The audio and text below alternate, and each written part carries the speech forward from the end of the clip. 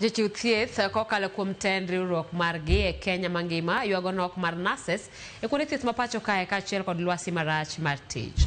Magi giyango e kinde ma gidhialo juma mar Nases e pacho ka. Ma lipot mar Jojuma.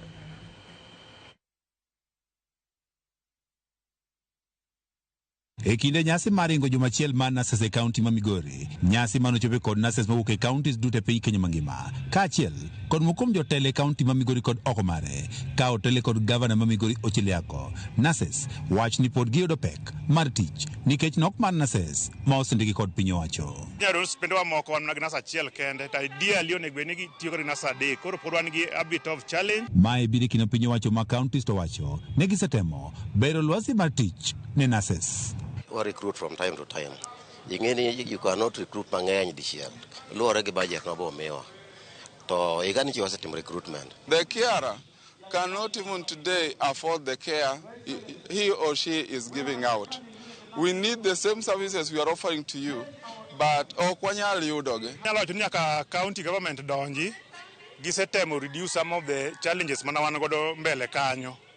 At least gisetemo medo Nases kata beni pok ochopo kiwango midwaro, at least gisetemo medo Nases e osiptendewa.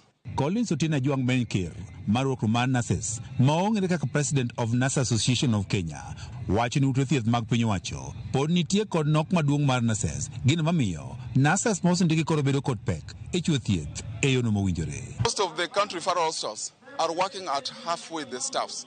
Our hospital that should employ 300 nurses is having 100 nurses. Ma omiyo time mo miyo jotuo tin. Otieno wan ni kata mana chudo mar Nases pod ni piny, kendo deko kagombo margi en ni mondo koro piny owacho koro keto kenge makare mar tieko midhiero ne. Seche moko jowa bedo kata dweche adek, dweche ariyo kapok oyudo pesa, to wan gi monthly bills to pay. Nases bende ne okono sirikal mamalo kod mano ma counties ni owe kelo siasa wechego mag thieth, ka bende gidwaro mondo kol lwasi margi koro med ber.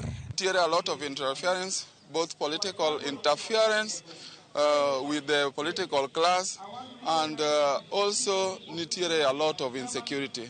Gavana ma Migori Ochiliako kod jotelo mamoko mane ochopo e nyasi mar Nases ne owacho ni nok mar omenda ema osemiyo counties pok ogo okang' maduong' e bero lwasi mar tich mar Nases, kata kamano pod gitemo. It requires budget, it requires commitment, and I'm committed to doing it. It's very unfair. Honestly speaking, I don't know what else we can do or say as a people to make it clear that the government needs to take care of the healthcare work. I can assure you that as a Senate, we are very much concerned about the welfare of nurses, and through the Committee of Health, those issues are being handled. The issue is that there are good laws that are made that are never implemented.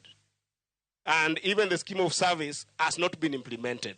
Ochilo wacho ni kaka kaunti ma Migori gisetemo medo ndiko Nases kama ok bende koro sichor malo e ngas mar tich.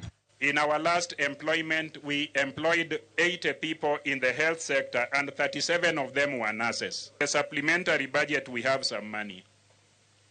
And that money, before the end of this financial year, will be used to actualize the promotion of some of you. E seche ma Nases dhi nyime kod hingo juma margi maong'ere kaka Nases Week, okwagi mondo koro gidhi mana nyime kod tiyo matek mondo giber wechego mag thieth e osiptende duto. In the core of medical services. Okwagi mane gimetiyo kata kuno ma kunti tich matek ma okwan gi staff moromo.